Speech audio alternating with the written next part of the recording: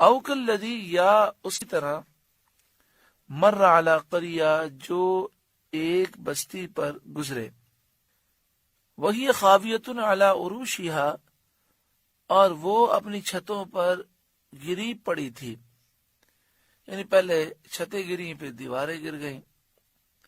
اس بستی سے مراد مشہور قول کے مطابق بیت المقدس ہے، اور جن کا ذکر ہے وہ حضرت عزیر علیہ السلام ہے۔ بختی نصر بادشاہ نے حملہ کیا تھا بیت المقدس پر، اور اس نے بیت المقدس کو ویران کر دیا، بنی اسرائیل کو قتل کیا، گرفتار کیا، تباہ کر ڈالا۔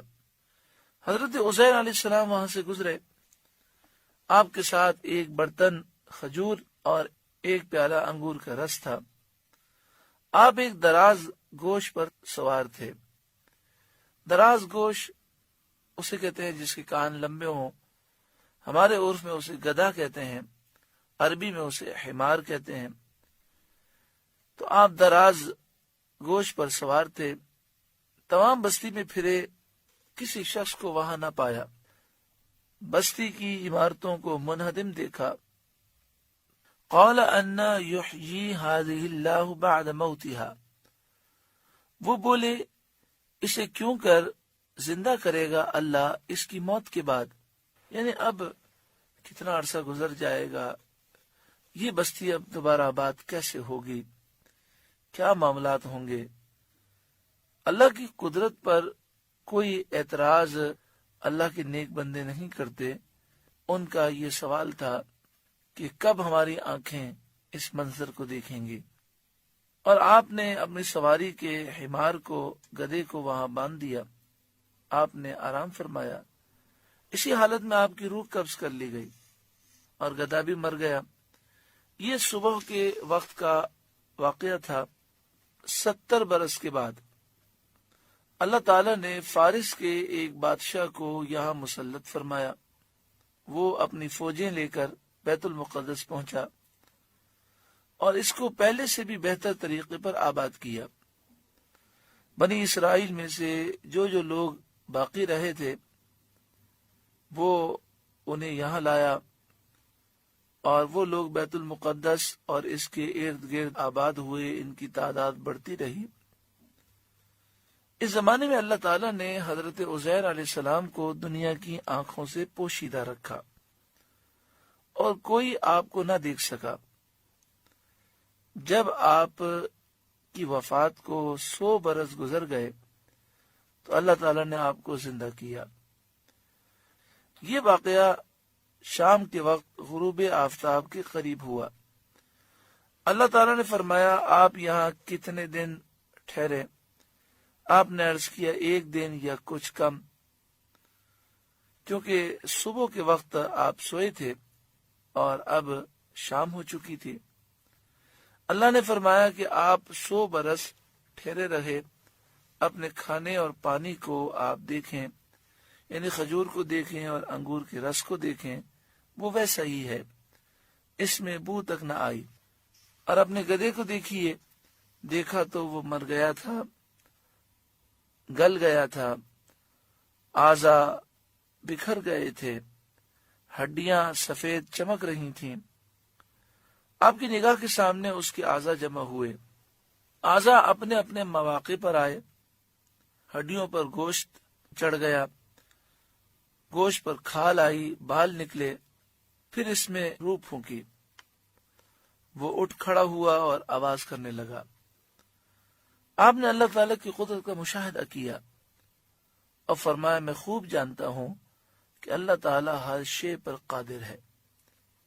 پھر آپ اپنی اس سواری پر سوار ہو کر اپنے محلے میں تشریف لائے۔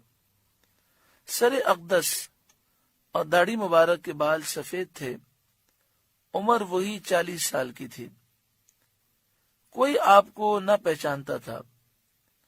اندازے سے اپنے مکان پر پہنچے، ایک ضعیف بڑھیا ملی جو پاؤں سے اپاہج تھی، چل پھر نہیں سکتی تھی، وہ نابینا ہو گئی تھی، وہ آپ کے گھر کی کنیز تھی۔ اس نے آپ کو دیکھا تھا، آپ نے اس سے پوچھا یہ عزیر کا مکان ہے؟ اس نے کہا ہاں، اور عزیر کہاں؟ انہیں تو گم ہوئے 100 برس گزر گئے، یہ کہہ کر خوب روئی۔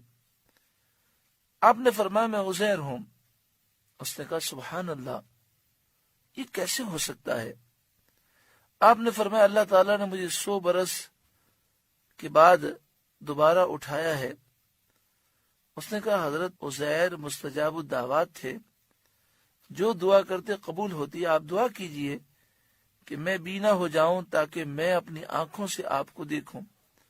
آپ نے دعا فرمائی، وہ بینا ہو گئی۔ آپ نے اس کا ہاتھ پکڑ کے فرمایا اٹھ اللہ کے حکم سے۔ یہ فرماتے ہی اس کے پاؤں درست ہو گئے۔ اس نے آپ کو دیکھ کر پہچانا اور کہا میں گواہی دیتی ہوں کہ آپ بے شک حضرت عزیر ہیں۔ وہ آپ کو بنی اسرائیل کے محلے میں لے گئی۔ وہاں ایک مجلس میں آپ کے بیٹے تھے جن کی عمر 118 سال کی ہو چکی تھی۔ یہ عجیب واقعہ ہے کہ حضرت عزیر کی عمر وہی 40 سال تھی اور بیٹے کی عمر 118 سال۔ اگر کوئی پوچھے کہ دنیا میں وہ کون سے باپ بیٹے ہیں کہ جس میں باپ کی عمر 40 سال اور بیٹے کی عمر 118 سال، تو یہی واقعہ ہے۔ آپ کے پوتے بھی تھے جو بوڑھے ہو چکے تھے۔ بڑھیا نے مجلس میں پکارا کہ یہ حضرت عزیر علیہ السلام تشریف لے آئے ہیں۔ لوگوں نے اس کو جھٹلایا۔ اس نے کہا مجھے دیکھو، میں اپاہج تھی، میں نابینا تھی، میری آنکھیں بھی آ گئیں، میرے پاؤں بھی صحیح ہو گئے، یہ سب آپ کی دعا سے ہوا ہے۔ لوگ اٹھے اور آپ کے پاس آ گئے۔ آپ کے بیٹے نے کہا کہ میرے والد صاحب کے شانوں کے درمیان کالے بالوں کا ایک ہلال تھا، یعنی وہ بال چاند کی شکل میں تھے۔ جسم مبارک کھول کر دیکھا گیا تو وہ موجود تھا۔ اس زمانے میں توریت کا کوئی نسخہ باقی نہ تھا، کوئی اس کا جاننے والا موجود نہ تھا۔ تو لوگوں نے کہا کہ حضرت عزیر تو توریت کے حافظ تھے۔ تو آپ نے فرمایا ہاں میں حافظ ہوں۔ تو پھر حضرت عزیر نے توریت لکھوائی۔ جب پوری توریت وہ لکھ چکے تو انہوں نے کہا کہ ہمیں کیسے پتہ چلے کہ آپ حضرت عزیر ہی ہیں اور آپ نے جو توریت لکھائی وہ وہی کتاب ہے، کیونکہ ہمارے پاس تو توریت کا کوئی نسخہ نہیں۔ ایک شخص نے کہا کہ مجھے اپنے والد سے معلوم ہوا کہ جب بخت نصر نے ظلم کیا اور لوگوں کو وہ گرفتار کر رہا تھا تو میرے دادا نے توریت ایک جگہ دفن کر دی تھی۔ اس کا پتہ مجھے معلوم ہے۔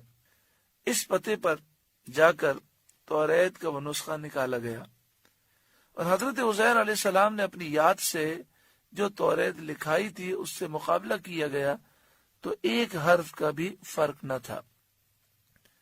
قرآن مجید فقان حمید نے اس واقعے کو بیان فرمایا اور اس واقعے میں اللہ تعالیٰ کی شان و عظمت اور قدرت کا ذکر ہے۔